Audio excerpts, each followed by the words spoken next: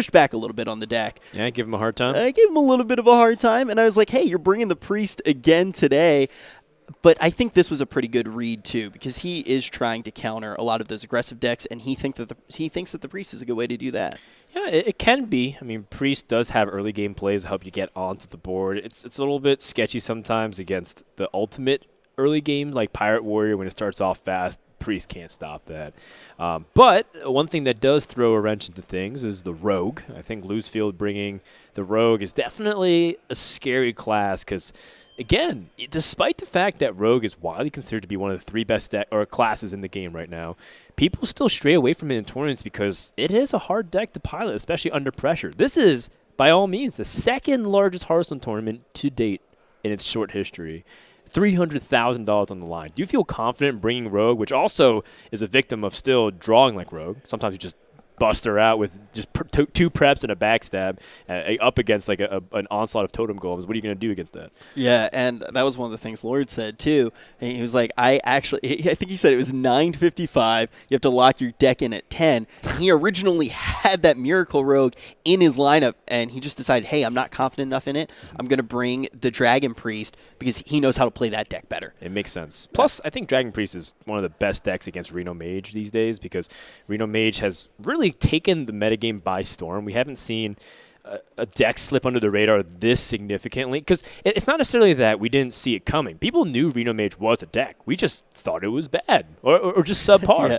We thought Reno Mage was clearly the weakest out of all the 3 Cabal classes. We said Reno Priest made sense. Reno Warlock, of course, has been around for 2 years now. We thought Reno Mage was just kind of like this thing, you know? It's like, well, it exists. You bring Freeze Mage or Tempo Mage, you don't really play Reno Mage. And now it's one of the best at destroying all kinds of Shaman aggressive decks, and that's why it's one of the most picked classes this tournament. Yeah, so Losefield does have that Reno lock as well. How do you think the Dragon Priest could play against that deck? Priest against Reno Warlock, you said? Yeah, against Reno lock. Well, I mean, Lord has it both in the same lineup, but in terms of how it matches up in general, it still definitely struggles. I think it especially struggles because more of the Dragon Priests are going leaner and faster, so they start playing Potions of Madness. And that's not necessarily the best card against Reno Warlocks. He does Warlocks. have one of those Potions of Madness in that deck, but it looks like Lord is going to be starting with this Dragon Priest. We're going to see Losefield on the Druid that we were talking so much about. Yeah, and obviously he's going to be able to start off pretty fast with that Innervate. Definitely anticipate keeping that, but probably nothing else. Against Priest, you know that they tend to start really fast, so you're going to have to start fast yourself. This used to be a matchup where Druid could take their time because Priest took their time. Priest doesn't really slow down at all. As soon as they start hitting their curve, as soon as they start hitting their Cabal, not Cabal, is it the Talon Priest? Cabal Talon Priest? I apologize. That Talon Priest is so insane for grabbing the early game board, and then you never lose it. Priest can just get that repetitive damage over and over, and Druid loses the game. Yeah, and Lord having a pretty solid hand here. He is going to have that 1-drop. Speaking of starting fast, Twilight Whelp going to come out activated here. Yeah. But he does have it's a little bit clunky. He needs to be drawing a 2-drop or a 3-drop because the only card that he has that comes online is going to be that 4-drop in his hand. Yeah, it's most likely going to draw a dragon by the time Twilight Guardian comes in, but what he's really concerned is the ever-eternal problem that Priest has had since the dawn of Hearthstone, which is, what are you going to do turn 2? You're going to hero power and emote. He's going to be able to get in for 2 damage, but that's not really going to be too much. He's going to be hitting that hero power for absolutely nothing here. What do you think of the hand, though, that Losefield does have here? Is it going to be fast enough? I don't know. I mean, this is one of the things where I look at Faceless Manipulator and I said, what if that was something else that helped bolster your mid game? If it's more draw, if it's more minion-based stuff. Because the whole point of Malygos Druid is that you need to cycle really fast. It's a combo deck, and you need not just a traditional combo. Leroy, Power Overwhelming, and Faceless. That's a traditional combo, and that costs only 10 mana or less if you use the Emperor, but you only need 3 cards essentially for it. Malygos Druid, you need 5, sometimes up to 7 or 8 cards to get the true kill in matchups, and that's where I feel like it struggles the most. Yeah, now there is that Netherspite Historian. At least he is going to have something to play here on turn 3. And that Discover effect will be very strong and potentially allow him to smooth out his curve. Yeah, I definitely think he's going to be looking for something to play as the game goes on. But, you know, at the same time, Netherspite Historian can just pick up a late-game bomb. Maybe Ysera, Nefarian. Twilight Drake's honestly kind of reasonable as the game progresses as well. You know, maybe there's even credence to taking Twilight Whelp because I like the Whelp here. You can get the board tempo. Yeah, we talk about going fast, and that would allow him to go fast, but he's going to pick another line here, picking up that Twilight Drake. But Losefield still looking at a board, and he doesn't have too many ways to interact with it. Wow. Just going to be kind of picking up as many spells as he can here. So Losefield has an opportunity to go for an early Emperor Thaurissan, but it's not really discounting much in his opinion. While it could be great for an early game 5/5 onto the board, it is weak to Shadow Word Death. So if you lose your Emperor, you just discounted essentially a Wrath and a Swipe and a Faceless. The only combo card it's really going to hit is that Faceless, and that Faceless, like we said, that's a combo card that you're not completely reliant on, especially to be discounting it that early. So let's see what the Raven Idol can discover here for Losefield. This is going to be a very important moment for him in this matchup. Yeah. I think he's going to be looking for Living Roots, another Moonfire. Second swipe would not be too awful. It's not too awful, but it's also not too great, especially looking at that hand that Losefield has. It's looking pretty clunky. And could this be that Faceless Manipulator already coming to bite him in the butt here? Yeah, because the thing about Faceless Manipulator is that you don't want to be just playing it for 5 mana. You want to be playing for 1 mana. You want to be playing it when Aviana comes out, and you're going to be also faceling only one target, and that's Malygos. So you're already restricting yourselves to a very conditional setup. You need a lot of things to go right for that face manipulator to execute well. And as we're saying, Losefield has no choices here. We're seeing Lord with plenty of choices. He's got 2 playable 4 drops, and next turn he's just going to go into 2 playable 5 drops. I like Twilight Drake. It's the most power you have on board. If your opponent plays anything up to 5 health, you're able to take it out and develop tempo. If not, then you can use Holy Nova, and that also stacks well with the high health. Most likely, Draconoid Operative is going to come out next turn because you want to be able to get a sense early on what your opponent does. Plus, the 5/6 is really strong against Druid. So Lord looks like he's set. Losefield is the one that has to make the plays here to come back because he is very behind, and it's going to only get worse. Yeah, I mean, one of the biggest things that you just said there about the Operative, that's going to be a very hard body to interact with, especially when you already have that 4/6 on the board as Lord. Swipe does not deal with that board. One of the things Druid has always had problems with, if you have a lot of bodies against you and you fall behind on board, it is very hard to get back into the game. And we're only on turn 4 here, and already Losefield starting to fall behind. I mean, I might think that he has to consider either using his removal here to set up, but that's really bad against Priest, or just Innervate Emperor Thaurissan. Because then you discount the Gadget Stand Auctioneer, and you have some pretty cheap stuff. You still have Coin that counts as a spell cycle. You have Wrath for 1. I don't like passing, because that just gives so much tempo to Priest. Lord, gonna get this tempo you're basically here too. saying that you hope your opponent has no playable cards, and he's already drawn 7 cards into his deck, which is very unlikely. And look at that. Even if he didn't have Draconoid Operative, he has Defender of Argus. He had another Azure Drake. This is such a good position for Lord. That Defender of Argus is so playable here as well. I mean, it just puts you... I mean, you want to curve out here and play the Operative, but he just has so many options moving forward. I don't see what Losefield is holding out for. I really would have liked to see that line with him playing the Emperor last turn. You know, or maybe even the Faceless. Like, if he coin out Faceless, he still had a 4/6 against the Priest, and 4/6 is really hard for Priest to deal with. He couldn't exactly kill it cleanly. He'd have to play the Blackwing Corruptor, or he'd have to use the Holy Nova. It's like, that's inefficient. So then most likely your opponent ignores it. Then you can get value, and maybe Swipe gets better from that position as well. Yeah, I think that's a good point, because that 4-attack minion always being the weakness of Priest. So getting that out wouldn't have necessarily been a bad thing, but now we are going to see that Discover option coming through for Lord. Yeah, it's interesting. Like, how good is Raven Idol in Priest? Like, because you can discover your own spells and your own minions as Priest. I thought Innervate had the most raw value. I mean, obviously getting 2 mana for free is sick, but you know, as the game develops, how good does that Innervate become? You have access to 8 mana next turn, and that opens up some plays. But Raven Idol opens up. Trying to figure out, you're trying to figure out essentially if you can pull out the Innervate. It's like, when can I get 2 minions out on the board instead of 1? There is Mulch out of Losefield trying to clear up this board a little bit. We were talking about the 5/6 beat, hard to interact with. Leper Gnome, pretty easy to deal with on the board. Swipe will clean up that Leper Gnome nice and easy, but still a lot of tempo in Lord's pocket.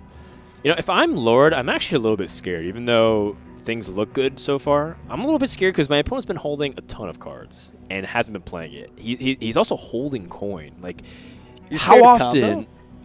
I'm scared of just what my opponent can do. So if I'm Lord, I pick the line that gives me the most power and the fastest clock to kill my opponent. So if this is Twilight Guardian and Leopard Gnome, perhaps, it probably is. He's going to powered shield the Twilight Guardian. Yeah, see the card out of his deck first before he actually drops this Raven Idol. I think. Do you like Leopard Gnome over Raven Idol here? Yeah, I like Leopard Gnome. Your opponent, you just need to rush your opponent down. He's holding a lot of cards, so it's very clear that he's being slow and defensive. You know, I was actually thinking this turn, even considering like Leopard Gnome and Defender of Argus, you know, try to really push that while you have the opportunity to get a lot of minion pressure onto the board. But it's still relatively the same thing. You're pushing 4 power onto the board, and you're getting out a little bit clunkier cards like Twilight Guardian, which require conditional setup. We may see Losefield try to go off here with the Auctioneer. Yeah, he's going to decide to Emperor first, get that discount. Okay, so the nice thing is that if he picks up Malygos, now he can use one of the swipes to help clear the board. But is that fast enough, or is he too slow? I mean, Lord picked up his Blackwing Corruptor, and that's a ton of pressure. So let's see.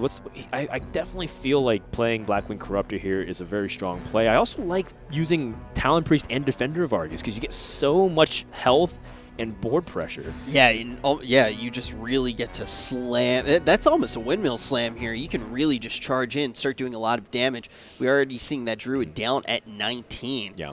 And this board, it's impossible to interact with in a lot of ways. You really need to see the Malygos into the swipe here. You know, one of the problems with the fact that Losefield's playing so slow is that Lord is going to be very mindful of, you know, a Malygos swipe. And Malygos swipe does 6 damage AoE onto the board and 9 onto a single minion.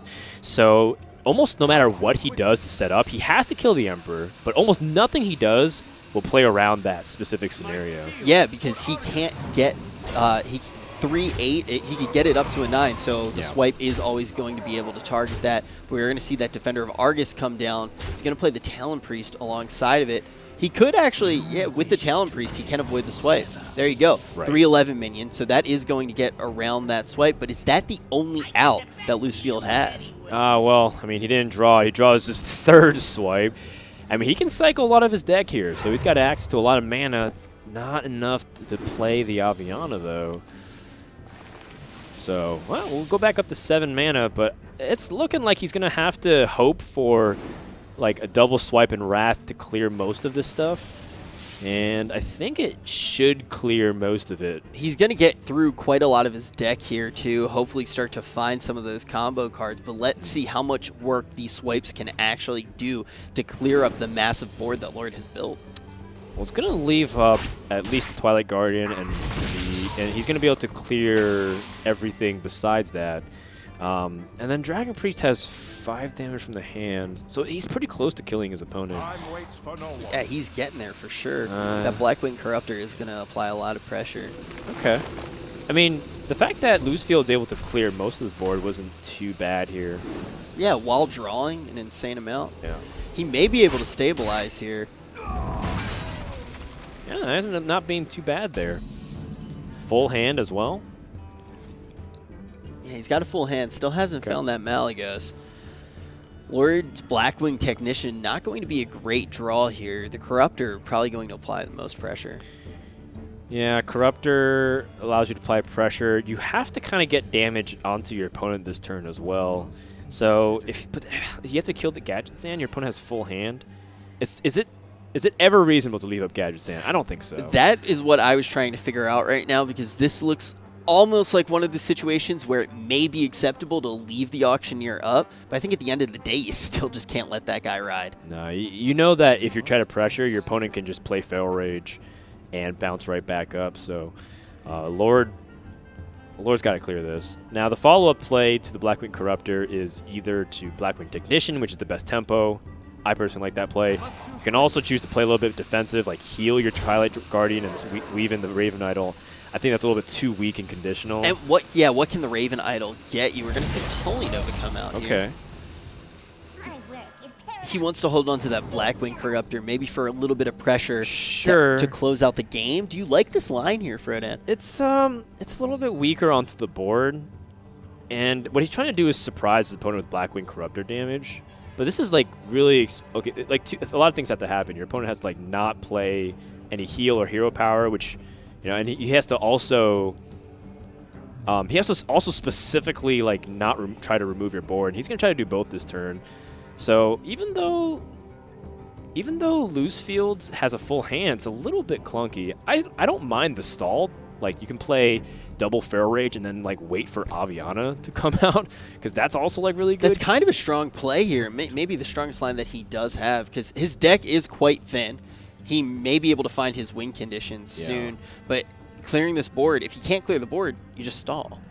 Well, what he can do is double Feral Rage and Wild Growth, and that leads into the Aviana next turn. And then he can Aviana and hopefully bank on the Coon. If not the Coon, then he can play Ancient of War and try to hide behind this giant wall.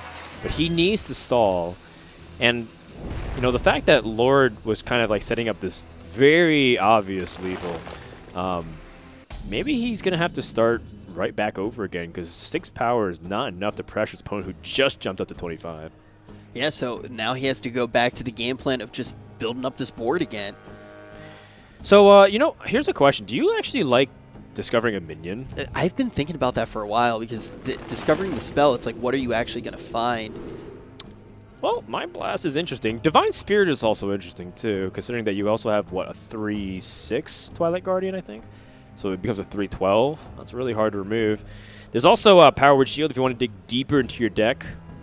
I personally think that Divine Spirit had the most value.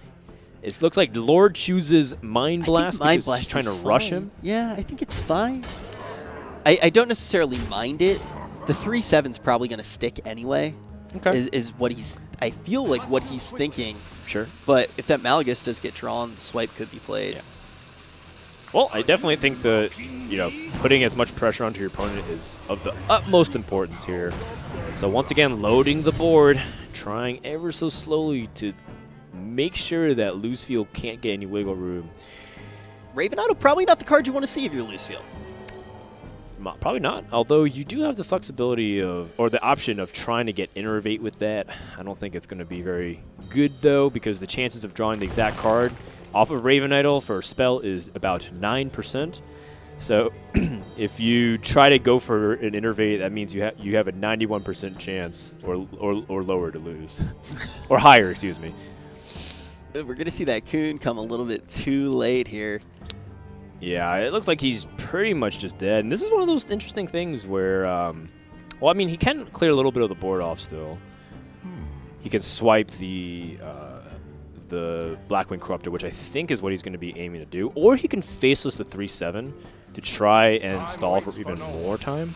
That would have been really interesting if Divine Spirit was picked up, and then he could have actually just faceless that giant minion there. But this swipe going to come in right now. Okay. Clear off that 5/4, take a little bit of damage off the board, but another Blackwing Corruptor going to be pulled off the top. 13. Isn't that lethal? 5, 10, 13, 16. Oh, is he one off? I think it was one off lethal. Because he can't play Azure Drake and Mind Blast and Blackwing Corruptor. No, he's exactly lethal. I counted right. Going to be able to finish off this first game here, and he gets the Dragon Priest out of the way. All right, so job well done. And I think the most important thing was how slow Losefield chose to play this. You just look at his hand, and what was one thing that we saw stuck in that hand the entire game? The Faceless Manipulator. You just see that he was very conservative with it, and Dragon Priest doesn't have a lot of burst healing. Like you need that Faceless Manipulator to make sure that if your opponent Renos, that you still have a game plan. But speaking of Reno, now Lord has 2 decks with the Reno, and that Druid it has the Faceless Manipulator to actually get around those decks. So Losefield is looking good in that respect. Yeah. So realistically, even though Losefield dropped this game, he's still not out of it at all. The Dragon Priest was probably one of the worst matchups for his Druid deck. And now he can go back and try to see if he can beat this Reno Mage, which traditionally plays very slow. and Reno Warlock. Both those decks are capable of playing combo-oriented stuff. If you look at Lord's list versus Losefield's list, Lord does tend to play a little bit less greedy of a Reno Warlock. For example, he doesn't even have Ragnaros in it compared to some of his other opponents that do tend to run Ragnaros. So it's interesting to see what these guys are choosing in terms of the metagame call. Yeah, and both of them making a pretty drastic metagame call, too, with those lists. And Lord was saying he did want the Priest to end up playing into that Druid. So he's got to be happy there. He does pick up that first win of the series. Right. Important to note, by the way, that Lord did ban the Reno Warlock from Losefield, which is pretty interesting strategy. I mean, first of all, it's interesting that Losefield chose not to bring Shaman. I think Shaman is public enemy #1. So when you look at the lineups, you're always anticipating a Shaman being in it and orienting your strategy around it. But now when your opponent doesn't bring Shaman, I guess it's kind of like it is banned already, so you get a second ban. Choosing to ban the Reno Warlock instead, probably because he has Priest, he felt unsure about it. Yeah. Makes the most sense. I thought he was going to ban the Rogue, though, from when we talked to him. It almost seemed like he was thinking about banning that Rogue, but deciding to let that one ride. And I feel like this Rogue's going to be able to pick up some pretty solid wins here, too. I'm not sure that Rogue is that threatening because you have the Reno Mage. And I know this is a debate that's still ongoing within the community of pro players. They're wondering who's favored between Reno Mage and Rogue. If we look at the statistics here that Neil Lorinda has provided us, courtesy of Data Reaper from Vicious Syndicate, according to this, Reno Mage is exactly even against Miracle Rogue. But if you ask the pro players, Reno Mage tends to be taking the matchup majority of the time. Yeah, what do you think about having questing, though, in the Rogue? Do you think that's going to help against that matchup or hurt? It definitely helps. That's the only way I think Rogue could beat the yeah, Reno Mage. I agree. I think that gives you an alternate win condition, and if that Reno does come down, you can drop the questing adventure and cut another avenue to victory. Yeah, if you play traditional Miracle Rogue, which is a little bit of a pseudonym because that's not the traditional Miracle Rogue, but by all means, it's the classic version where you have Violet Teachers, you have Leroy, and you play SI7 agents. Yeah. You're probably going to be in for a bad time against Reno Mage because you just can't kill them fast enough. You still run into the same problems as Freeze Mage where they have Ice Block up, so even if you draw into their combo, you use all of your hand up, and then they heal back up and clear your board. And if you against Malygos Miracle Rogue, that's actually pretty decent against Reno, but it's just a little bit too slow, and Reno Rogue sometimes end up having that value they're able to generate against you to punish you, really. So one of the things about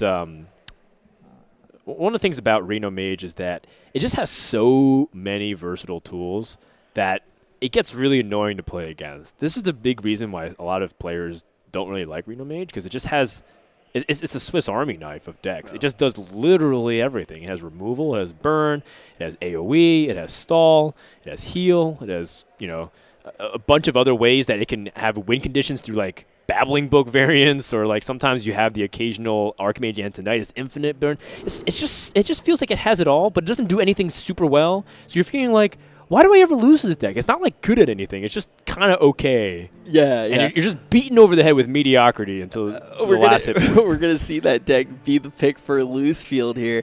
I actually, last night, Reno Mage was one of the lists I hadn't had that much experience with, so I wanted to get some good practice in last night before we jumped in and started casting. Mm-hmm. And that's exactly how I felt all night while I was playing it. I was like, okay, I can draw this card and it'll be okay, but I don't really want to draw it right now. And that was just how I felt. Right. All night. Specifically, as Reno Mage, you're always saying, I just need this one card. Yeah. And then your opponent is thinking, please don't have that one card. I will say, and you don't have the life tap to lean on like you always do have. Right. So why are they so consistent? It blows my mind. It's because you just get card advantage through different cards. Oh, we're going to see the Dirty Rat in the hand of Lord to start things off. And now this could be such a disruptive card, particularly in this matchup. Yeah, I think it's very risky to bring it out because there's so much threat to it. And also now that he has Mountain Giant, maybe he's less inclined to play the Dirty Rat. Although you do have to play a minion. So, I mean, he has a lot of candidates. So he can life tap, he can play Earthen Ring on turn 3 and then play Mountain Giant on turn 4.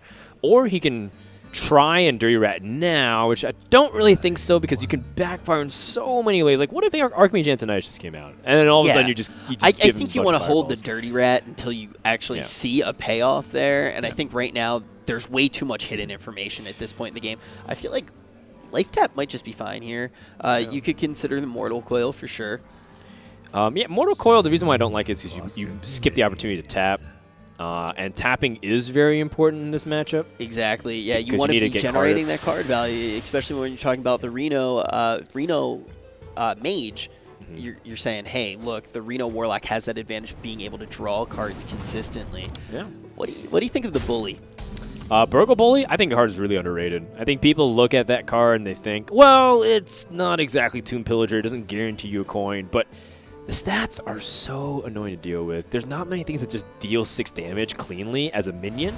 You need to either have 2 minions on board, or you need to make sure that when you do remove it with the spell, it's only 1 spell. And there's been many scenarios where I've played Burgle Bully against opponents, and they give me 2 coins. Yeah, I think that was the interesting thing that we were actually talking about the Bully earlier this morning, and the first thing that you started to talk about was that stat line. And that was something I didn't even think of. And you were like, hey, the card's good against Priest. And I had never really thought of that, and I'm starting to see a lot of applications for this 5-drop tech card. But now looking back at the Hand of Lord, guy's got options here. Yeah, I mean, Lord's got options. He doesn't necessarily want to life tap and then do nothing. He might life tap and coin. I actually don't mind that. I think life tap and coin may have been the best line. You still get that Mountain Giant on time. You're not burning any cards. The coin doesn't look like it's going to be too important, but deciding to drop that, drop the 2-drop here. The coin could be important. I mean, when you have Jiraxis, you can coin out a hero power with it. You also extend your combo potential if you don't draw Emperor Thaurissan. So there is value to keeping the coin, although I guess maybe in his mind, Sun Fury Protector is a little bit less valuable. I like drawing a card, though. Yeah, I think that's where the Reno lock shines. Yeah. Try to win off that card advantage. So Losefield most likely picked up that 5 damage plus 4 damage AoE. That's a very strong combination. It's like Super Swipe, 5 mana, spell power plus 3 essentially on everything. Super sick. And I like the fact that Lord has set up for this Mountain Giant, but once again, he's kind of made himself open to easy removal here. And this is the scenario we were talking about. He does not want to see a Polymorph. That's the one card he does not want to see here. Losefield, though, having that answer. Okay, so Losefield chose not to pick the AoE and chose to draw cards instead. How good is that in this position? He has 8 cards in this hand. So if he plays Kazakus Potion, he can actually cleanly remove and draw 2 cards and have a full hand. Yeah, I guess the downside is that he loses his Kazakus on the board. And that minion's not terrible here. Trust me. He's going to use that body to get a little bit of work done. Interesting. Okay, so Losefield is playing for tempo, feeling like this is the best chance that he can sneak in a Mistress of Mixtures. Do you like that? Compared to drawing cards and playing stuff? I feel like drawing cards would have been really good there. I kind of like the alternative line a little bit better, but getting that tempo on the board may pay off. I mean, he still does have that potion in his hand, but I don't see a better opportunity to play it. I mean, he could have played it as his 5-drop. Well, one of the things that you want to consider about this matchup, because this matchup is, I think, relatively even. I mean, Reno Mage, when it plays very burst-centric stuff, tends to be more favored in the late game, so they can play slower, right? They bait out the Alex Straza, or they bait out the Reno Jackson before they play Alex Straza. And one of the things that is relevant is pinging your opponent down, or like getting the damage in. And if you look at like the position that Losefield's in, he doesn't exactly have a lot of burns, which is why I wanted to improve his hand. But if he gets to the position where he can nick his opponent enough, maybe he forces his opponent to Reno, and then he has his Alex Straza as a potential win condition later in the game. So maybe that's why he's playing for a better board. Dirty Rat would do work here, but I feel like if you're Lord, you probably don't have that any information to kind of push you in the direction to be playing that Dirty Rat. Yeah, the problem with Dirty Rat is that you don't actually have a guaranteed way to kill it if it's something game-changing. You know, you don't have exactly, like, what if it was, you know, the Alex Straza itself? It's an 8/8. You can't actually kill it straight up. You have Soulfire. Yeah. And I guess you have, like, Defender to help stay alive against it. So it's better to, I think, err on the side of caution here. And now that he does have Draxes, I wonder if that makes him want to save the coin. Oh, actually, I apologize. There's a Broken Bully on board. That's definitely why he doesn't want to use the coin. yeah, can't use that coin here. Yeah. Look how annoying that card is. Card's amazing. The stat line is really good. Yeah. And luckily for Lord, he doesn't have too many cards in his hands that are getting restricted by that card being on the table. But it's going to be a body that's going to be difficult to deal with. Now that Kazaka's potion is going to be used now. Yeah, so he finally starts drawing cards. Looks like no matter what he does, he can't fully clear the board. But having that 4/6 body, like you said, that is going to be really strong here. Only leaving a 1/1 behind. Oh, he's going to decide not to trade in to that imp there. A dozen additional damage, essentially, because the 2/2 spawns a 1/1, and then you have only 3 health you need to deal with it. Maybe you just have to cut your losses here. Because, I mean, look, if Losefield actually traded, the Abyssal Forcer actually would have cleared the Burgle Bully, but now it doesn't.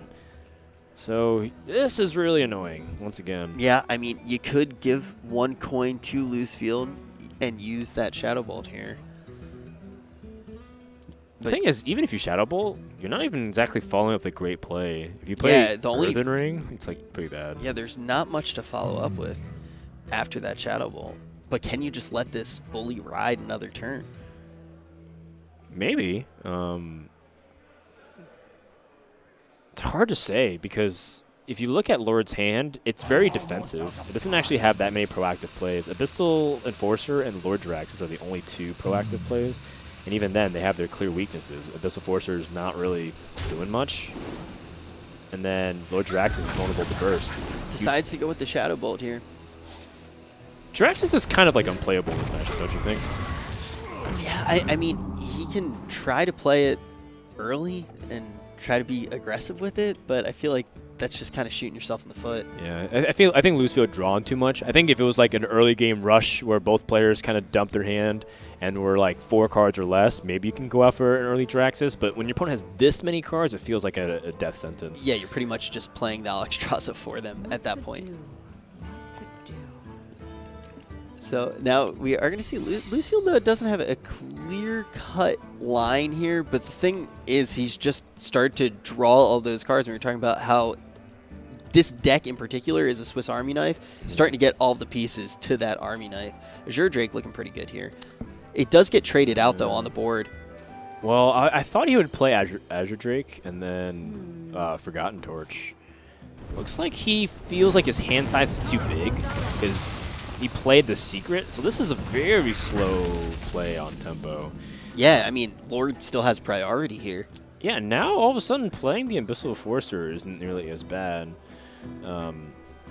Or even if Lord wants to life tap for better options here, I wouldn't hate that either, because he needs to find a big minion for things like Faceless Shambler to land on, and otherwise it's just clocking the hand.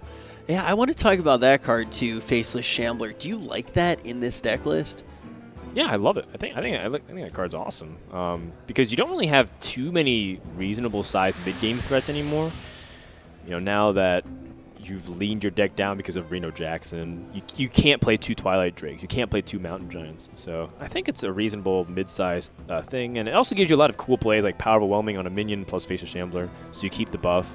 And you get to like Shadow Flame the previous target. So there's a lot of like cute plays you can do. All right, so now as we also progress into the game, Lord does have the availability of playing Dirty Rat and messing everything up. So that's one thing that Losefield could be considering. Like maybe Losefield is holding on to the Azure Drake because he's trying to play not around. Lose Reno. Yeah, not lose that. And that is something to keep in mind. Like, some people might think that's a little bit too next level, but you have to be considerate of, like, what if your opponent plays Dirty Rat? Do you just lose the game? And Reno's pretty fundamental to how you actually make the deck work, because that is your main source of healing. Yeah, but now we are going to see another card from the Azure Drake, and it isn't a minion. So once again, in that situation where the only minion in his hand is Reno, but has more options to draw cards here. Is he going to use that Arcane Intellect? Let's see. He's at 9 cards, so he'd be at max capacity. Then he could Arcane Blast. He also can just remove this 6/6 as well, although he does lose his activator for Ice Lance. That might not be such a big deal because you could just use Ice Lance with the Archmage Antonidas and gain a Fireball. So it's not the end of the world. Time runs out on me. Difficult line, though. I feel like seeing the cards isn't bad. Frost Nova just going to scum up the board, hold that 6/6 in place. Okay, I was not anticipating that one. Frost Nova. Huh. Well, I mean, what he's trying to do is force his opponent to deal with the Azure Drake by removing it. Shadow Bolt already has been used. Yeah, that's an ambitious play, to say the least. What's the payoff, though, by doing that? I mean, he's keeping his Frostbolt and Ice Lance and Arcane Blast, so that way he can leverage that to get some extra damage in right now. Losefield's hand is all burned, so he's trying to actually hold on to one of the few minions in his hand. Like, if he doesn't have this and he's drawing more spells like Fireball or the Roaring Torch, then what's he going to have? He's just going to literally have burn and then hope his opponent gets within that range. So Azure Drake is his chance to potentially get damage in. Here's this Faceless Shambler coming out onto that 6/6. Yeah, Definitely a big board for Lord. And that forces him to not have to remove the Azure Drake, but he's going to use the Soulfire here. Bran. Losing Bran hurts a lot. If you pick up Kazakis, you get the Bran Kazakis value. What about no life tap there? No life tap. I mean, he saw what Losefield did. He Frost Nova'd 1 minion with Azure Drake on board, and he's holding 9 cards. It sounds very sketchy or suspicious, to say the least. Most likely he's going to try to burn him down. So he says, you know what? Rather than giving him an opportunity to burn me down, I'm just not going to life tap. But what ends up happening is by not life tapping, he's kind of restricting his plays into really weak stuff on the following turn. So I don't know if it'll work out for Lord. Yeah, Losefield able to stall this board even further. It feels like Lord's kind of like playing not to lose, but at the same time, he did have a reasonable sized board. He had 14 power on it, so it wasn't something. It was a formidable board, and especially if this didn't come out, if the Blizzard didn't come out, he could have played that Defender of Argus, made it even bigger, and gotten a lot of damage through. All right, well, Twilight Drake's pretty good. I wouldn't mind playing Twilight Drake and Defender here, just kind of pushing damage. It feels like your opponent has Flame Strike, so I'd probably Defender the 4 health minions. I think that's the best play. And if your opponent Flame Strikes, he has to have the Thaunos with it. Or he has to have the Volcanic Potion, which he does tend to have. That Volcanic Potion has just been one of the cards that's really overperformed in my mind. Yeah, I think people saw it, they're like, it's a little bit expensive, but it turns out it's actually really good. Not just in combination with other AoE, but also good against pirates. It's fantastic. Absolutely decimates the board that Lord had set up. And we are seeing that Archmage Antonidas in Losefield's hand. He's looking to go off here, but this Kazakis could be the answer that Lord needed to draw. And do you take the 5 or the 10? Feels like you kind of need some big plays coming out. But if you take the 10, you're not playing anything else really significant this turn. You're playing Mind Control tech. Well, he goes with the 5, and that might be because he was so scared of the burn. I mean, we've seen him give up quite a few life taps here. He's kind of smart to what Losefield's throwing down. The armor could be really good. Yeah, it's pretty relevant. I mean, you have AoE already in your hand, Fellbloom, so I like that. And you know what? Maybe take 2 friendly minions. Yeah, start to build that board back up. There is an option of taking the demons if you want to try to score big by getting the new legendary from Warlock from the Mean Street. Oh, goodness. Oh, no. Well, not exactly the people you want to show up to your party in this scenario. Shambler really not looking good here. Yeah, as I was saying, sometimes I've seen people take the demons and then get like Cruel, and then Cruel summons Jiraxis, and then it's like, oh gosh, then it gets insane. Yeah. But that's a really fringe corner case scenario. It never really happens. Yeah, well, the Shambler coming down definitely didn't feel good, especially after he had a pretty big board a few times. He could have pulled the Abyssal. Losefield feeling safe to put down the Archmage here. Arcane Blast going to clear up that 4/1, throw a Fireball into his hand, and he's getting really close to having enough burn. Yeah, I like this play a lot. Losefield recognizes that armor is never going away, so he gets that burn in while he has a chance to. Still kind of a similar position where the opponent is very much having to remove it. The one thing I don't like is that he kind of tosses Antonidas into the board, which now that he drew Siphon didn't matter, but sometimes you want to try to protect because in the best case scenario, sometimes Antonidas just goes off. Yeah, I mean, can't argue that Antonidas got pretty much as much value as you could expect to get here. Yeah. 4 fireballs in the hand of Losefield. But, you know, if you remove the board and he only had like a 1-1 to attack and he couldn't kill the Antonidas, you actually just might straight up win the game. So it was one of those things where I can understand why Losefield shredded the armor. I would have liked to see him go for an a very ballsy play. Force your opponent to have it. Yeah, now we do see that Siphon Soul and the Dirty Rat. Do you think that's a viable line here, playing the Dirty Rat? Then you're pretty much every time you're going to Siphon Soul I like that a lot. Archmage. I like it a lot. Especially because you're gaining life, you can play Siphon Soul too. And that pulls out the Blood Mage Thanos. Not exactly the card that you do want to pull. Yeah. I mean, Losefield probably wanted to have that Thanos to get that extra damage in. Oh. Oh, there's another fireball. Quite a lot of burn here, and Lord had to give up tapping quite a few times, so Reno not going to be in his hand yet. Yeah. So I think Losefield is just going to try to dig for Alex Straza. I would definitely like to see him draw here with the Acolyte. He doesn't seem like he's under much threat here. He's just going to start chunking in damage. Force his opponent to have the Reno. Okay, that's also good too. Sure. Yeah, put your opponent in a ping. But yeah, I mean, he's only got 1 turn left now if he doesn't draw that Reno. If you're Lord, are you forced to play the Jiraxis?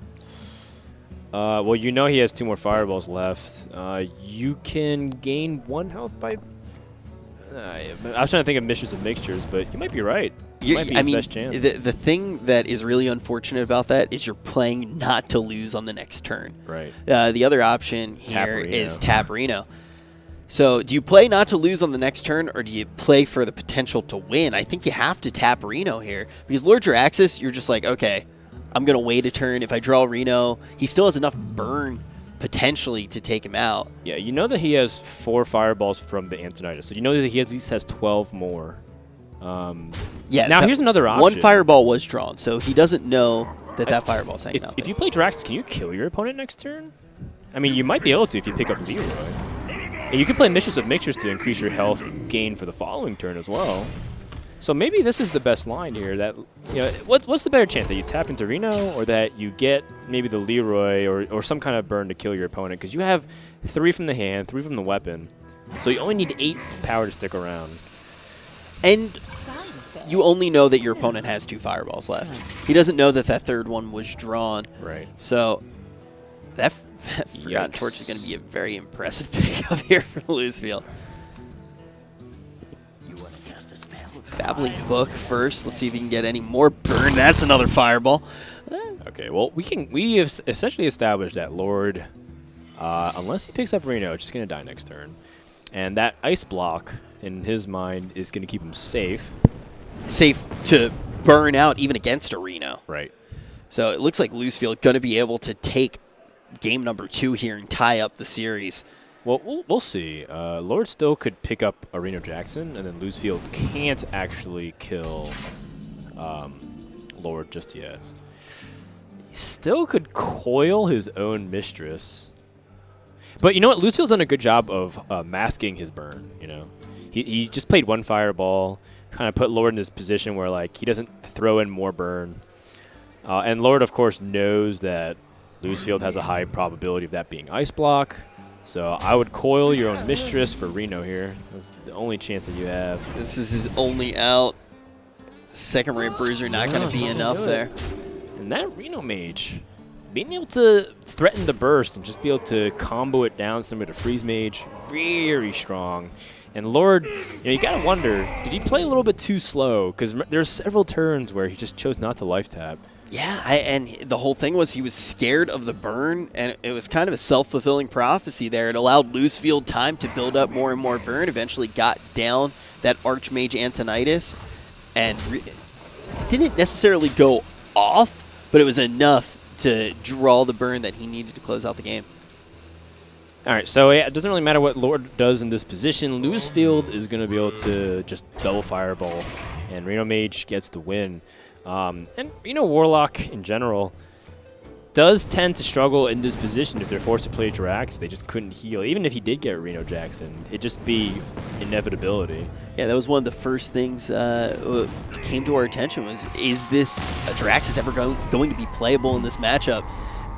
Didn't really perform super well there, but it did allow him to survive. It gave him a chance to get a little bit deeper into his deck. Yeah. So hats off to Draxus there. Did perform better than we thought it would in the matchup, but this is going to be a tied series, Losefield versus Lord, and both of these players have a lot to prove, coming from regions that aren't necessarily the most represented. We're seeing Lord come from Egypt, and he's one of these new up-and-comers, and Losefield, though, has been on fire throughout the entire tournament. Yeah, I mean, do you know any other well-known Egyptian players? I do not. I do not, and that was one of the cool things about actually getting to go to Dubai with Nimsh. Met a bunch of new players, all of them super excited to be showing up to such a big tournament, and they're practicing with a bunch of people that we don't know, which means they will bring interesting stuff into the meta, and they can be surprising us at any moment. And, of course, Lord, Sanver, and the Joker are the three to come out of that particular regional. What was Dubai like? Did you enjoy it? Oh, man, it was one of my favorite events of all time. I was joking around with Nimsh, just like, we are never going to stay in a nicer hotel in our lives. It was so beautiful, and it was really nice to get to meet players that it was like the Joker's first tournament, and he won. Wow. Like, that's got to be such an insane experience. It's quite the rush. Oh, yeah.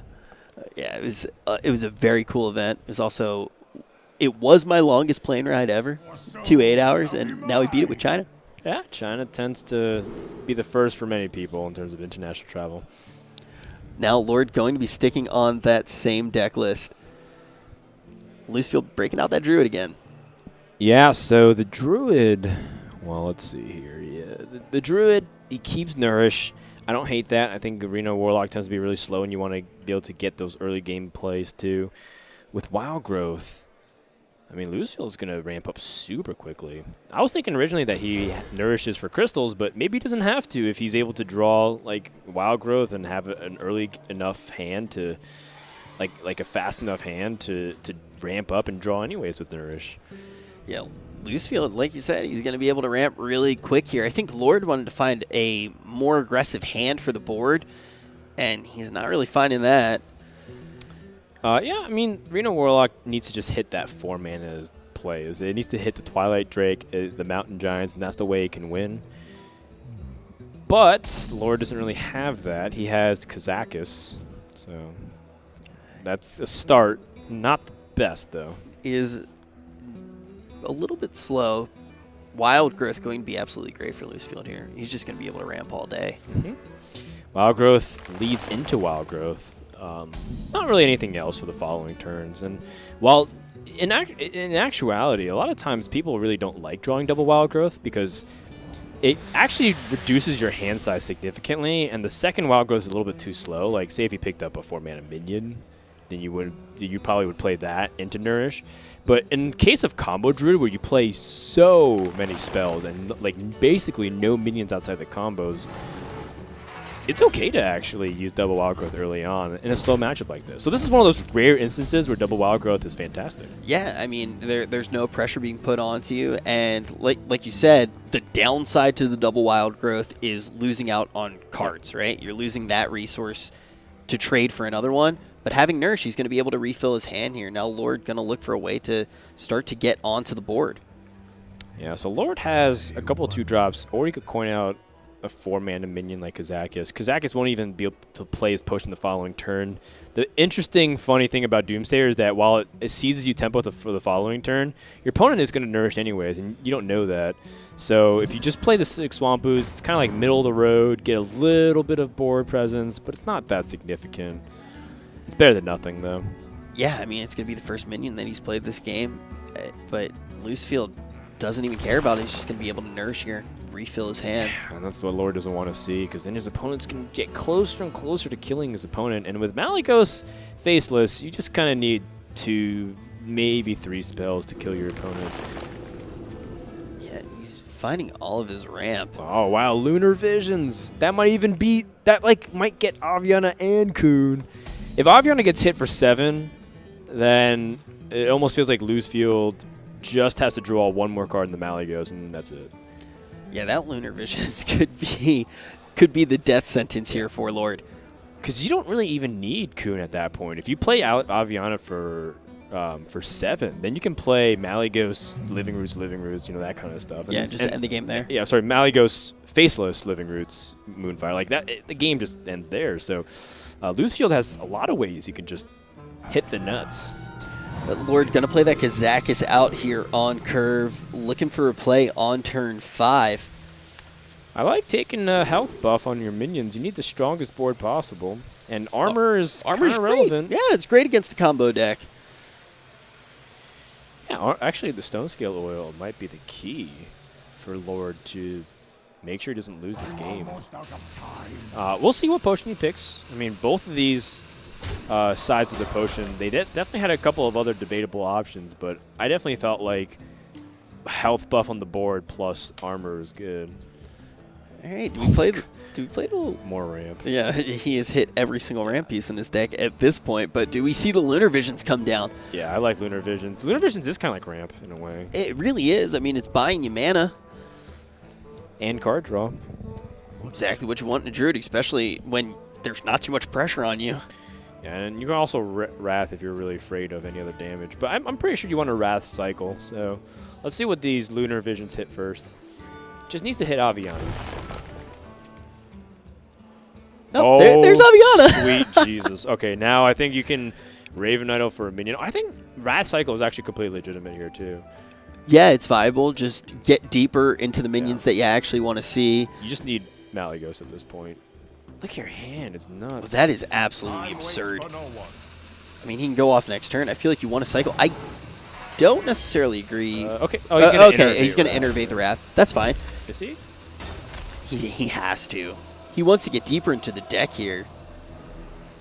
Ooh, interesting. I mean, when you have Aviana, it feels like Innervate's a lot less useful.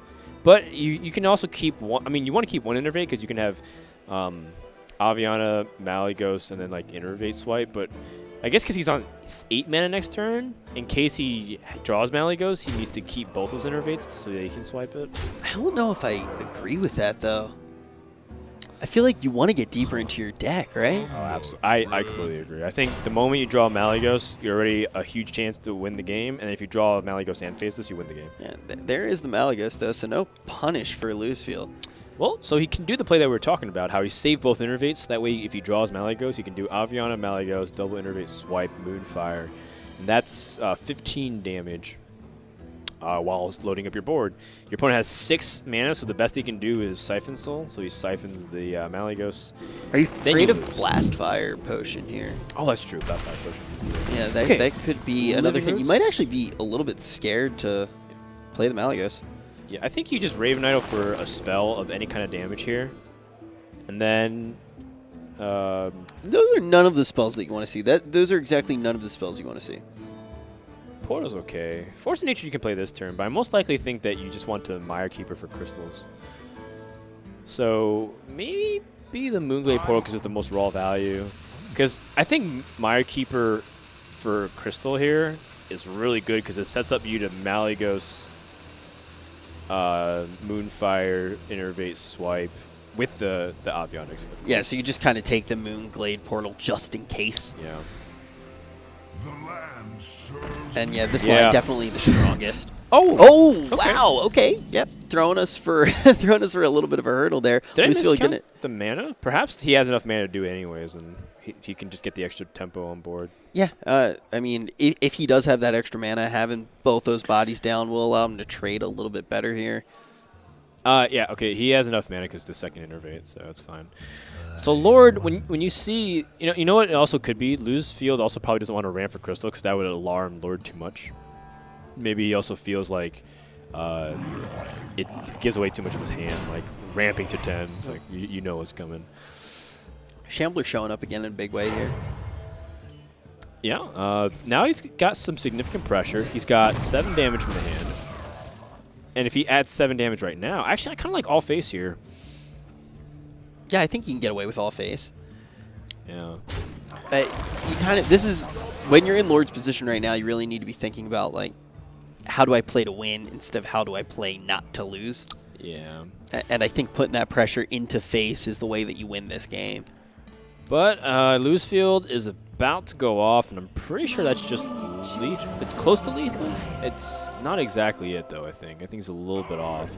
But either way, he's got a ton of damage coming in here with the double innervate swipe Living Roots Moonfire. That's 9 plus 7 plus 6. So that's 22. Woo! Yeah, I mean, Reno comes down, but Reno's just... I mean, he's playing this. It's uprooted. Wow. Wow. Uproot I like for what? I love that. There's no reason not to uproot here, right? I mean, yeah. Soulfire and Mortal Coil will clear that off, but that's just going to leave Malygos and Aviana behind. Yeah, I mean, this is the turn before Twisting Nether. Power Overwhelming and Shadow Flame requires a little bit extra, like you needed Blast Fire Potion. A lot of stuff that like he just needs to remove the board, and he can. So Lord might just have to Reno here and hope his opponent doesn't have any damage. Reno and hope for the best. Not exactly what you want to be doing. The other possibility, I don't know. I don't know what he could summon off his Kazakus Potion. He can get the Taunt guy and gain armor. And then, this is what he could do. He could Kazakus Potion, gain armor, summon minions, then Soulfire, Mortal Coil, either the Aviana or the Ancient of War. Most likely the Ancient of War, because Aviana's already played the minion. Yeah, I don't think that Reno line is viable, because there's already guaranteed 19 damage on the board, but we're going to see the Reno come down here. Lord, just going to take... He's alive. He's definitely alive, but for how long? Oh. Not very long. It looks like Living Roots. I think exactly no time is going to be the answer for Rodan. 14 damage going to come in from the Living Roots, and then another 19 on board. Yeah, I say for good measure, you Moonglade Portal him. Oh, yeah? I think, you would actually, no, never mind. You would be able to heal him. I thought he actually had 5 or 6 over, so you would be able to Moonglade Portal and then shut him down, just for the extra BM. Yeah, just to show the fact that you have definitely shown up to represent your region here. I'm always trying to find a way to weave in the BM, man. Yeah, always. We have kindred spirits in that way. Now, the Rogue is going to be the remaining deck for Losefield, and that deck just has to pick up a win against these 2 Reno lists that Lord has. Yeah, it might be tricky against Reno Mage. Definitely not unwinnable for Rogue. Reno Warlock...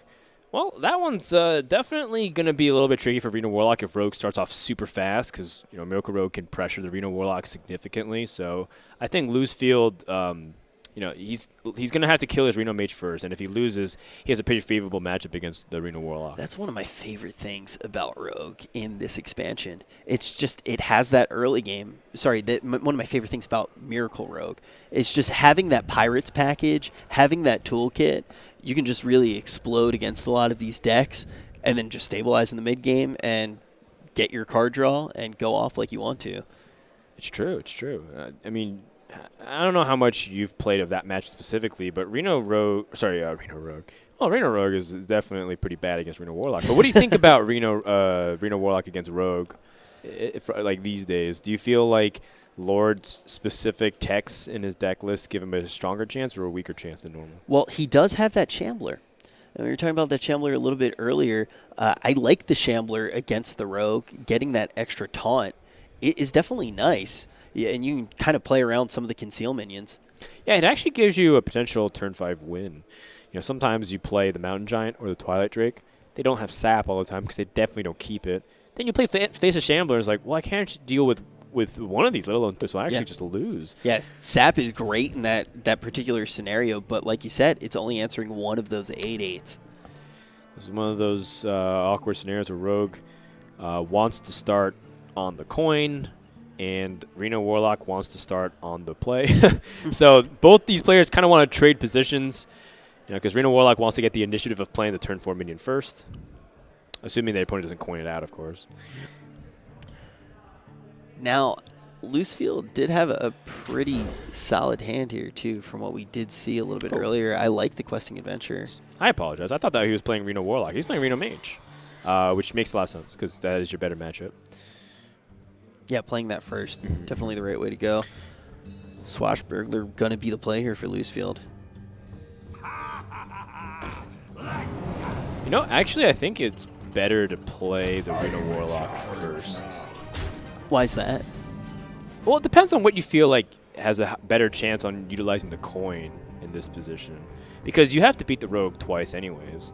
And so if the theory of how coin tends to switch the positions between games, it's not all the time, but it has a very high chance of doing it. Would you rather have the coin on Reno Warlock or Reno Mage?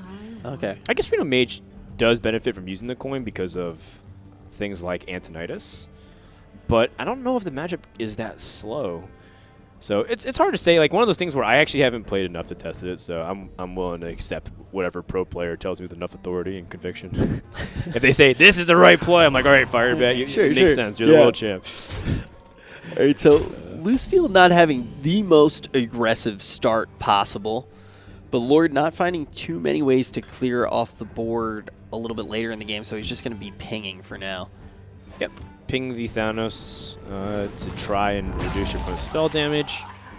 Losefield does play the SI7 agent, which is important to stabilize against aggro. He's anticipating a little bit faster meta, while Lord, of course, anticipated also the faster meta, so he brought his control decks. And Lord does not have the easy removal and the ping available. Oh, he does have the Frostbolt. So he has a Frostbolt and a coin ping here to stabilize, and that sets up for a good water elemental. So, yeah, Lord actually has some answers here to the early game rogue pressure, and that chip damage is very important for rogue. The lower you can get your opponent down to Reno Mage, the more you can threaten to kill him, and they have to make suboptimal plays. Yeah, and now the question is, what do you think we'll see out of this questing adventure? Do you think that is the contingency plan? Do you think Losefield just has to hold on to the questing adventure until after Reno comes down?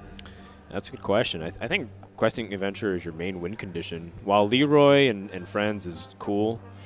But they're almost there to bait out Yeah. that Reno and then close it out with questing adventure. Okay. And like you said, Lord going to follow this line, get that water elemental out. Yeah, you know, I originally thought he was going to clear the minions, but I think what he's trying to do is make Losefield's turn 4 very awkward, because that's normally a Tomb Pillager turn, so, you know, hypothetically he can't clear it. But now Losefield just chooses to use the questing adventure, which we were kind of mentioning. This is the card that you're looking for to really punch your opponent down. And Lord can't deal with it. There's no interaction. Yeah, and he's looking for a way to shut it down earlier. I mean, one of the big things I was saying is, do you just hold on to this card? Do you hold on and wait until you actually bait out the Reno? But if you can go this fast, you don't know that your opponent has an Ice Block in hand. Maybe just try to shut it out before the Reno can even come down. Yeah, the thing about Losefield's hand, though, is that he's got clunky stuff. Inkmaster Solia, not really that great of a card in this matchup specifically. I mean, the free spell is sick, but that's a while before you can play it.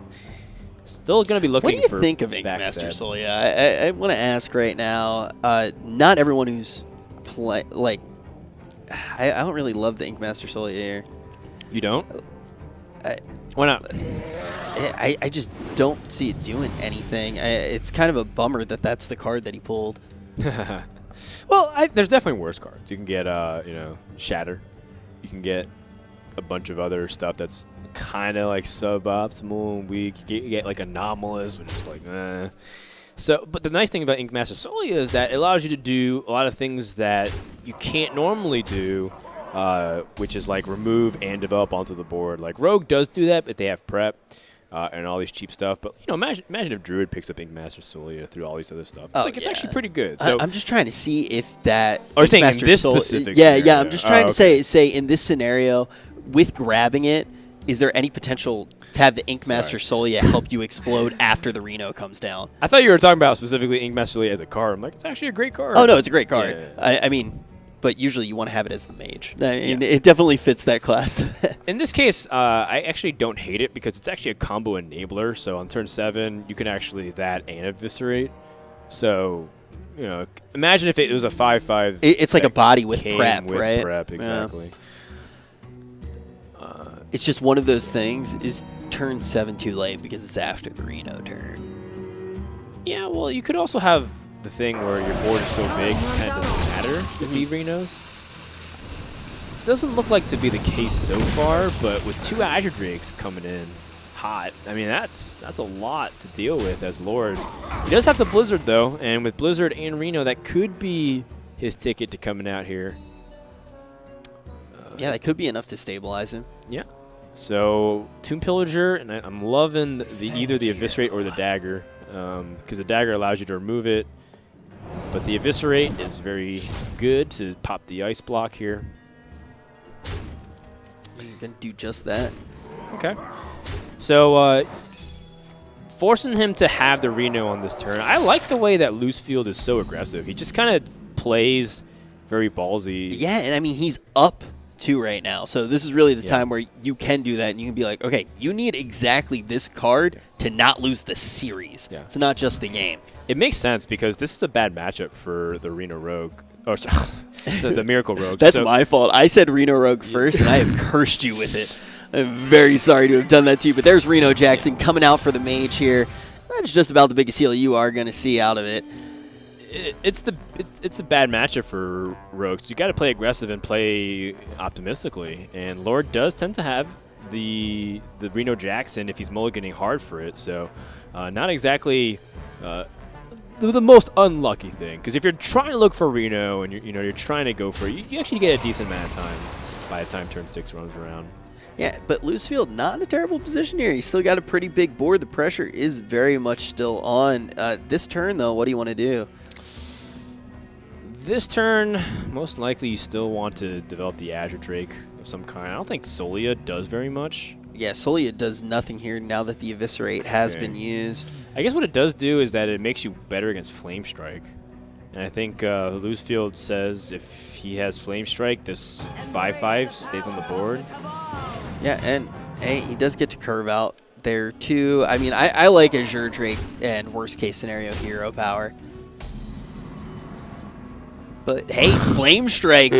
So that is going to allow him to keep something on the board there. It's true. Flame Strike does come to the hand. Lord doesn't have to play it, though. He can just set up a Blizzard and then Blizzard into Flame Strike and chain it. Because, I mean, there's really no minions outside of Van Cleef that are outside the Flame Strike range. And he has the Polymorph.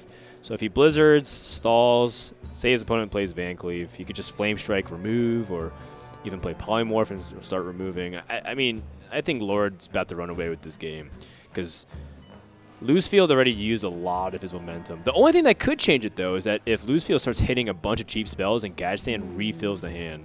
But then he has only about 1.5 more pushes left, and then if Reno clears it, he's done. And that's a tall order to even start that push. I mean, he only has the Auctioneer in hand and exactly 0 spells to back up.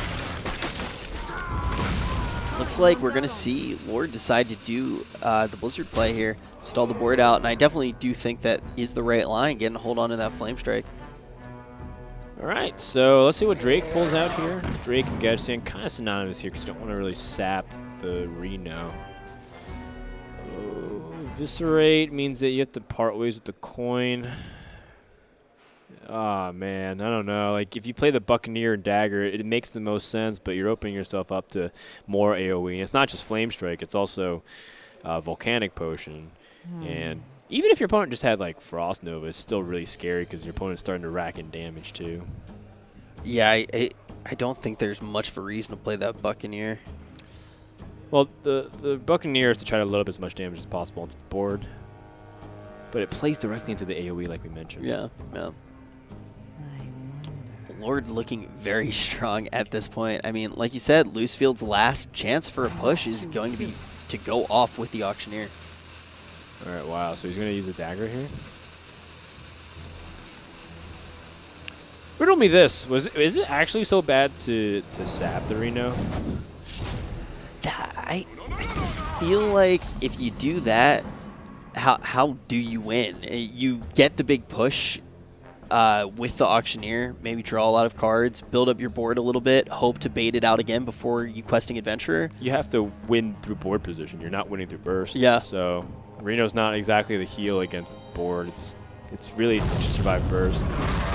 It's an interesting thought. I didn't necessarily think it was But yeah, it's play, definitely the type of mental experiment you have to be doing when you're in Losefield's position here.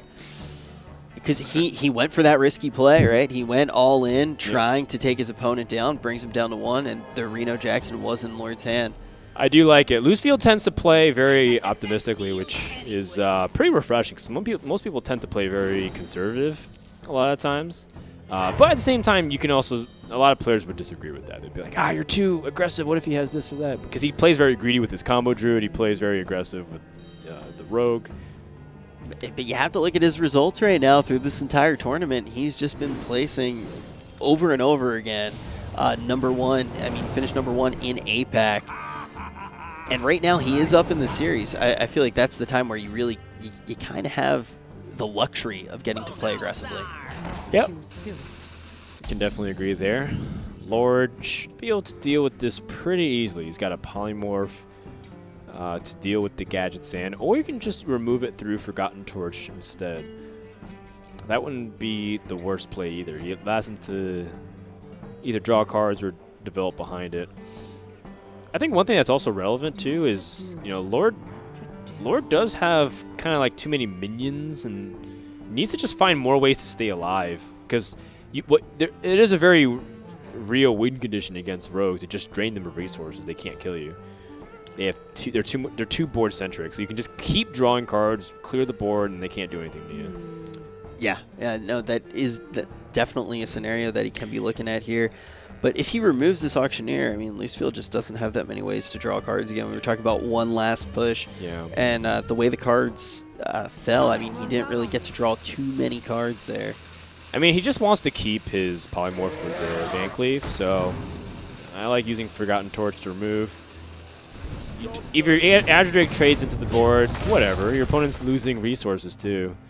Cabal Courier, also one of the unsung heroes of Reno Mage, because if you can't Kazakus with Bran, you can also Cabal Courier with Bran. Sometimes get really insane stuff. Leroy Frost Nova, the ultimate combo. You're gonna at least be pushing some damage in here. Yeah, right. I thought that's what he's going for here.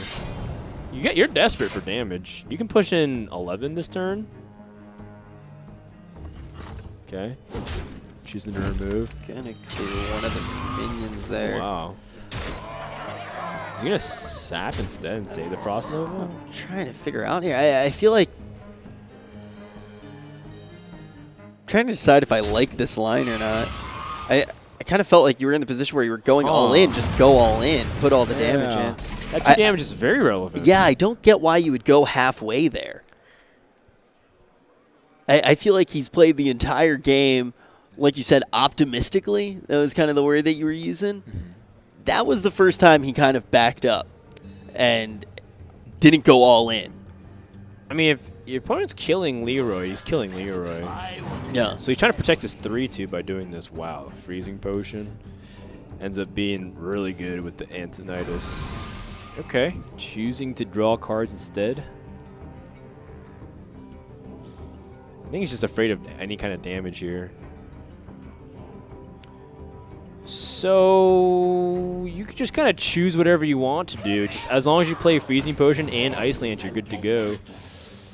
Another Manic Soulcast. That's hilarious. Shadow Form, kind of like a 3-man just a card. Time runs out on me. Gonna use that Freezing Potion there. Make sure he doesn't take that 6 damage. Yeah. Is he going to play the Ice Lance as well? I feel like you kind of need to. I like Ice Lance and Doomsayer. Just clear the board. Like, there's nothing your opponent can really do against you. Okay. This is fine, too. Like, as long as he played any of the cards that involved Ice Lance and Freezing Potion, I'd be okay with. Yeah, I guess if you keep the Doomsayer, hopefully you get to keep your board a little bit. Yeah, but I mean, Rogue. What is Rogue gonna really do? You have continual removal. I personally think it was fine. And Doomsayer, what it does is stop your opponent's development unless they hit sap and something else. You can see that Losefield's just in an awkward position.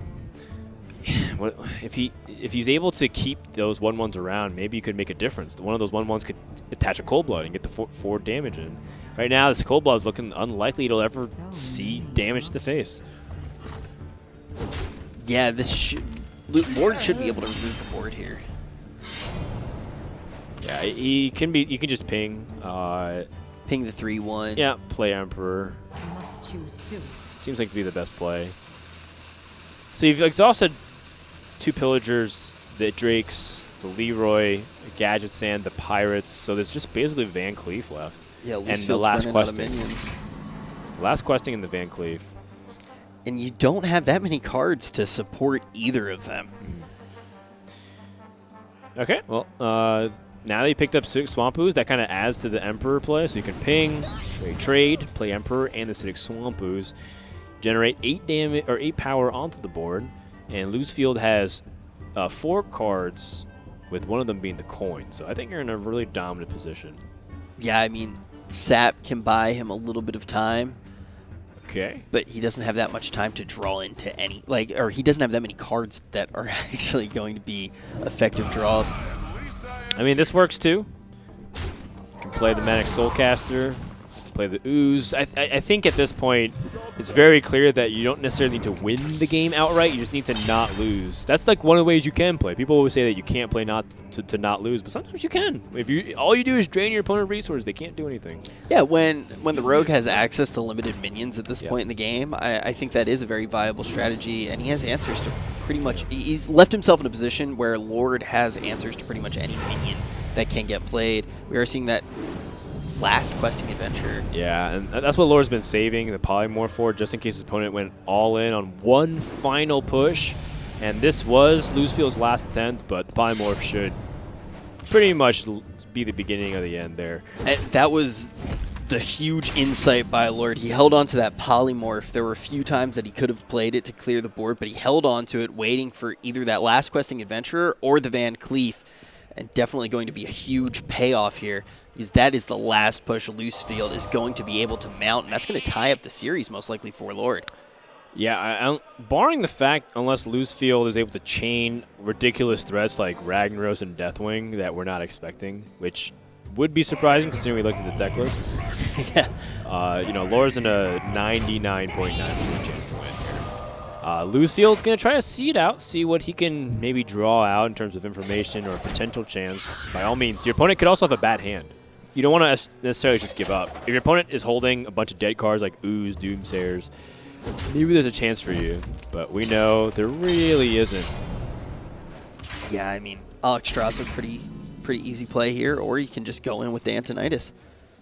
You know, Antonidas Fireball leads to 11 damage, and your opponent is down to that. Okay, this also works as well. And getting quite a bit of damage in. Yeah, Sure. I think that might be the 100% mark. I don't think there's any way Losefield can be getting out of this. Yeah, he'll draw his last card, just a formality. And how's he going to go down? I personally like attacking Alexstrasza. Yeah, I like do backstabbing her and then attacking into it. Yeah, go out with a little bit of dignity, right? This is going to be a tied series, and they are down to 1 deck each. So the last matchup is Rogue versus the Reno Warlock. And that still spells well for Losefield. I think he's going to have the advantage. He's going to most likely be on coin next game, so I think that definitely also plays into it too. But like we said, Warlock wants to be on the play because they want to play the turn 4 as proactively as they can. Yeah. So, yeah, it's an interesting dynamic there. I want to see who ends up getting the edge. I think Lord not having things like Ragnaros will definitely hurt him, though, because that's significant pressure that you need. And he's going to have to be very mindful of the questing adventurers because those can run away with the game very fast. Both of these players, kind of their deck lists have really shown their play style a lot. And Lord not bringing the Ragnaros, he's kind of played in this safe fashion. And I feel like that not bringing the Ragnaros is kind of indicative of that play style. I want to note, in that last match, big moment for Lord was playing that Polymorph very well. But the big thing for Losefield, even though it didn't pay off, it was going all in, getting rid of that ice block early, and I think that type of playstyle will pay off in this matchup against the Reno lock. Lord probably happy to see the Reno. Losefield probably happy to see the Pirates.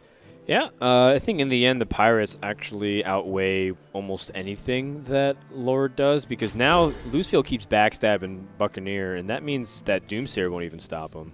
So Losefield can guarantee stick 5 damage onto the board for turn 3, which means Lord is stuck life tapping, and if he gets Mountain Giant, he's not going to be able to play it on turn 4.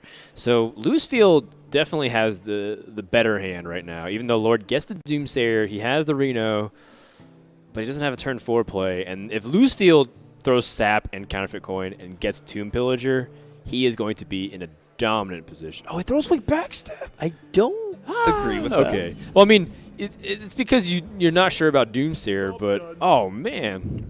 Yeah, well, now he does have that counterfeit coin and the coin for SI agent. Yeah, that's fine. He has which is SI nice. now, so SI.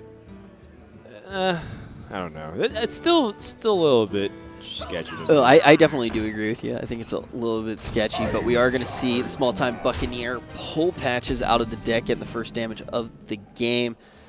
Now, I mean, Lord plays the Doomsayer here. Yeah, and Losefield gets the 5 damage in, but loses momentum. Assuming that he doesn't draw the backstab, and that's assuming Lord plays the Doomsayer.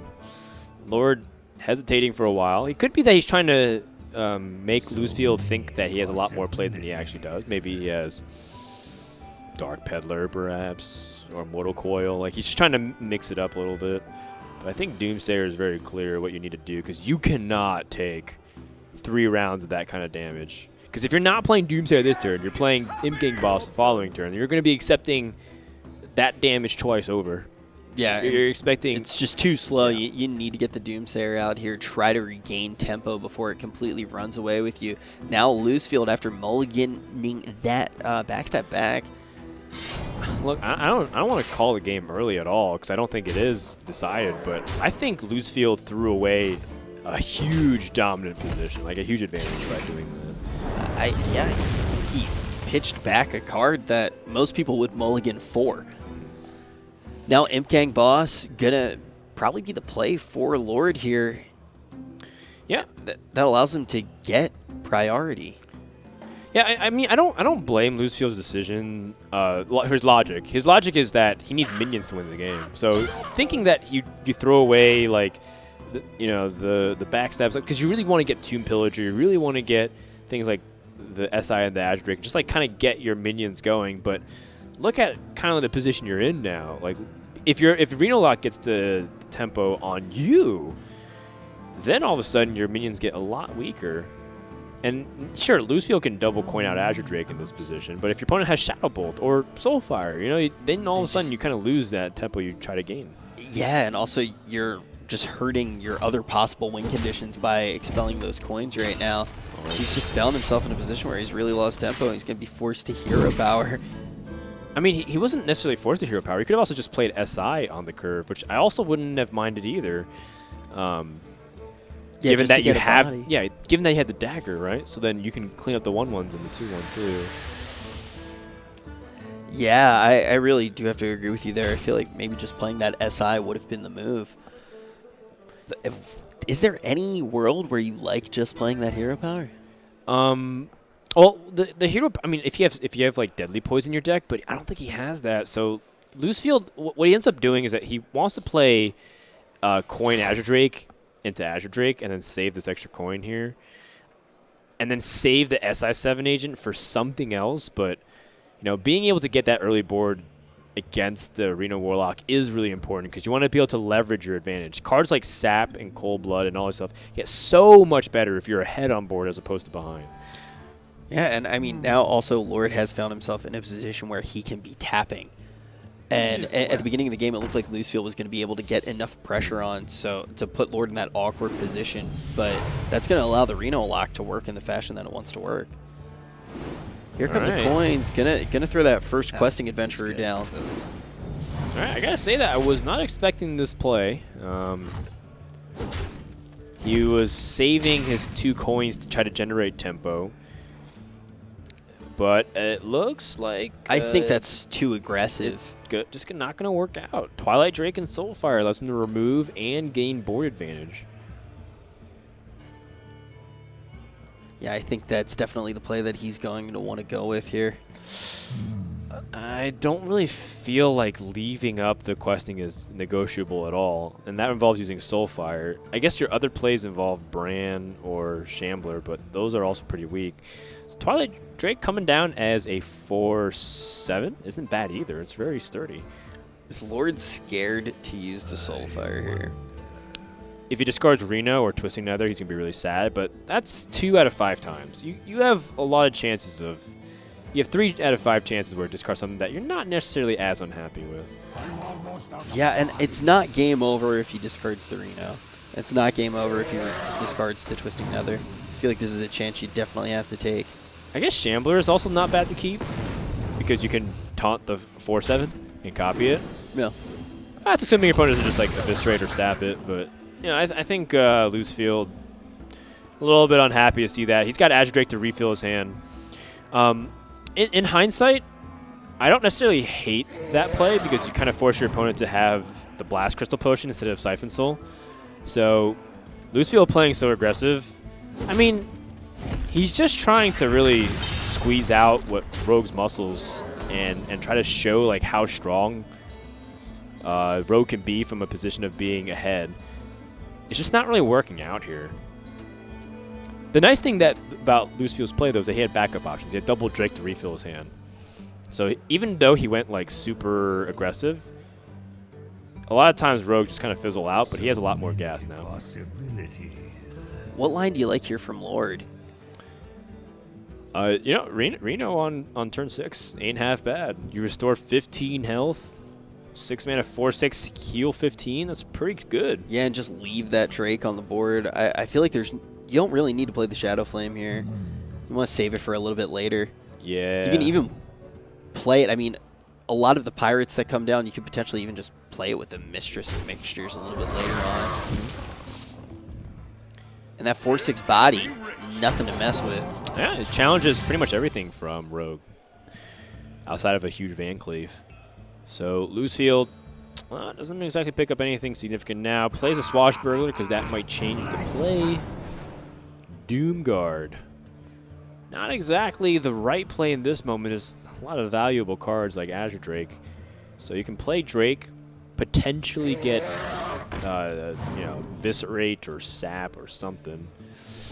All right. There's that Van Cleef, and he does have quite a lot of cheap cards that he can be playing to combo that out, but wow, it's going into a Twisting Nether turn. Also, Dirty Rat, a very real threat for Lord to be picking up here.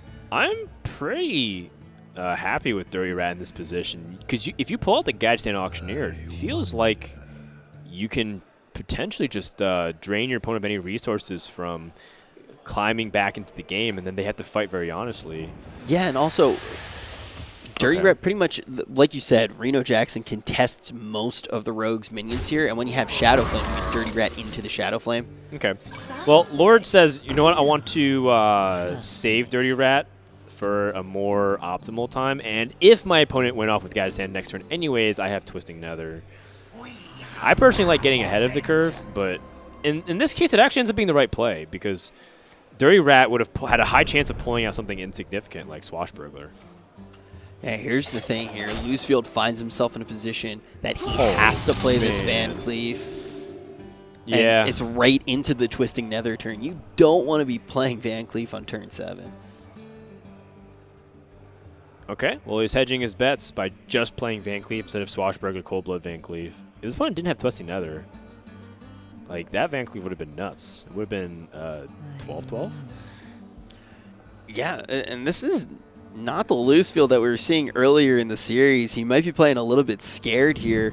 I think you go. I think you follow through with it, man. You've played aggressive to this point. There we go. Might as well go for it. What? Wait a second here. He's got a Sacrificial Pact.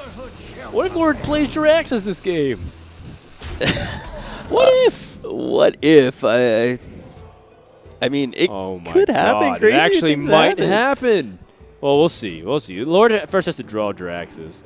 But I'm saying the reason why I say it might happen is because Lord doesn't exactly have a way to kill the Rogue. He has ways to stall the Rogue. Yeah, and I mean, the Rogue is low on resources. You might play that Jiraxis just to bring him to a quicker end. Sacrificial Pack now in the wings. Not exactly something you're thinking about for the Swashbuckler to be pulling. Oh, man. Not usually the threat you're worried about, but that Twisting Nether is going to make the foreseeable future pretty easy for Lord. All right. Are we going to see the Dirty Rat yet? We've been waiting for that guy for a while. Well, let's see. If you in the worst case scenario, say you pull the Auctioneer, how do you actually kill it? Not exactly. Yeah, you can't kill it at this point. So I feel like you can't really play the Dirty Rat. I kind of like tap and play Sylvanas. Your hand's a little bit low and weak in terms of the right answers at the right time. Okay. Brand Peddler? Dark Peddler gives you options. Oh, he's going for Dirty Rat. Oh, you know why? Oh my God, this could have been so next level. So, Lord says Losefield didn't play anything. He didn't play anything last turn. He just hero powers. So he's like, he has to be playing all spells, right? His hand has to just have something where he can't play of any minion value. So he's like, well, this is probably the best chance to get Dirty Rat out so that I don't have any drawback. Except his opponent had Doomguard and the Auctioneer. Yeah, you just developed the board for your opponent. That's a pretty bad feeling. That's one of the reasons I like Dirty Rat so much. It's one of those cards that just like, that card's crazy. Yeah, now he gets a free Auctioneer, draws Fan of Knives, and we're going to see Losefield go off. I mean, how much work can he do here getting these guys all out? Yeah, I sap that. It's a pretty easy sap. I mean, probably Fan of Knives is better for mana usage because Prep reduces that by 3 as opposed to 2, so he lost the mana there. Whatever. I'll see what he picks up here. Yeah, let's see if he gets punished. There's the Eviscerate. Yeah. Oh, you know what? He was looking for in case he got backstabbed, so which he did. A little bit unfortunate. Let's see. I mean, I kind of like eviscerating Brand here. I think you want to protect Doomguard as best as you can because your opponent already has used Twisting Nether, so his ability to deal with 7 health minions are very low already. And that probably means he plays Tomb Pillager and passes. And this means Lord still can use Sylvanas Shadow Flame, which is pretty crazy. Because that means that steals everything. And Losefield plays around that possibility. He says instead of like AoE, like Hellfire and Shadow Flame wrecking me, I can just play around it. I want to see this Jiraxis so bad. No, he can't play Jiraxis. Dude.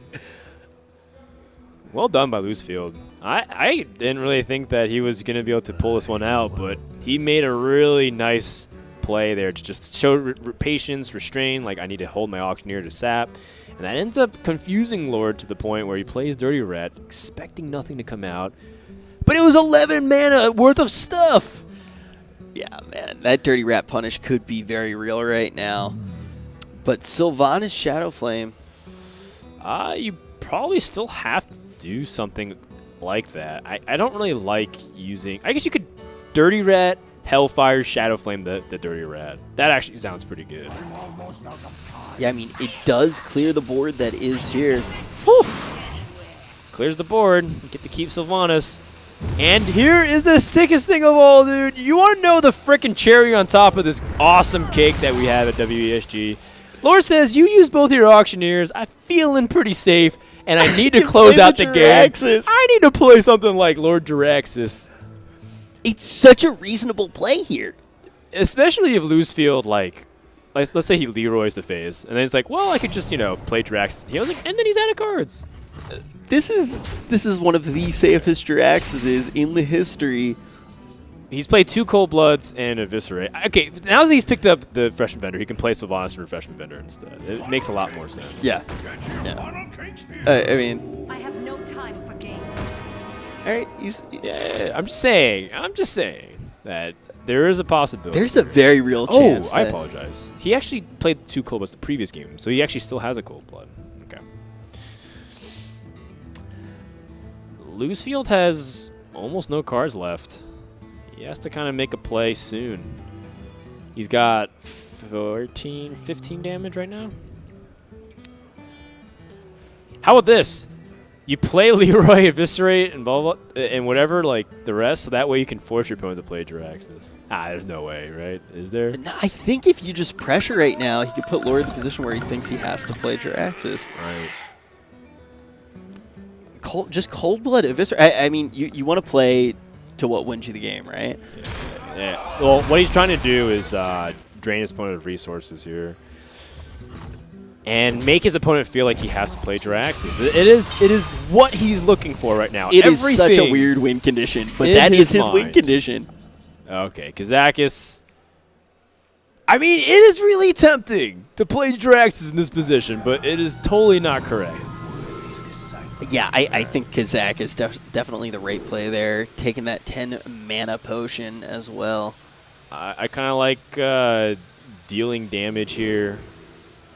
And minion health, board health is also really good. Random demons in your hand, the reason why I don't like it is because you can get like blood imps and flame imps. That's not going to be helpful. Yeah, it can go the wrong way for you for sure. Fellbloom feels like almost a guarantee clear on most things because I think the last thing that we have to really be worried about is the second questing adventure. Yeah, he does have that one last questing adventure, which is going to be his primary push if he does get to take one. Okay. Yeah, I mean, pretty much every scenario right now, I think he's going to be able to clear that questing adventure. He did decide to take that minion health, though. Okay. Yeah, I like the minion health because he has the board. It's very clear your opponent can't really do much here in this position. And you know what, man? I bet Lord is thinking about something. He says, you know what? You've had a lot of mana, and you're not playing that one card you got from Swashbuckler. I actually think that Lord is on to Losefield. I think Lord thinks that he has something like Sacrificial Pact, so to diminish any possibility... No! I guess he didn't know.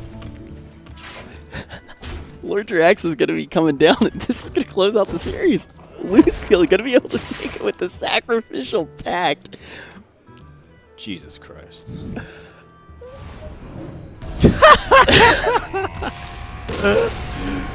Wow. Oh my god. Lord plays Lord Jiraxis. Gets Sacrificial Pact. After I gave him so much credit. Yeah, he was like playing around it because he hasn't played that card for like 8 turns and he's passed with like he's given up like